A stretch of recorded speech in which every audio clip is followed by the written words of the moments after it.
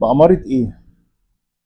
في فيديو سابق أنا اتكلمت على أشرف بن شرقي وقلت إن الجماهير الزملكاوية بيطالبوا مجلس إدارة نادي الزمالك إنه يتعاقد مع أشرف بن شرقي لما له من حب جوه قلوب جماهير نادي الزمالك.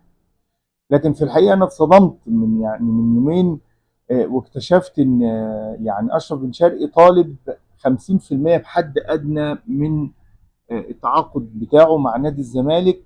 لكن بقول لاشرف بن شرقي برغم ان انا كنت بدافع عنك وزعلان ان انت ما تمش التعاقد معاك لحد دلوقتي، الى اني بقول ربنا يوفقك مع الفريق القطري اللي تعاقد معاك.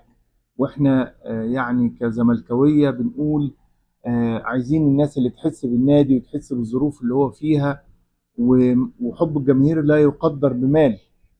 والزمالك عنده قاعدة عريضة جدا من المشجعين ومحبيه في كل الوطن العربي. خسرت كتير برغم انك كسبت فلوس كتير.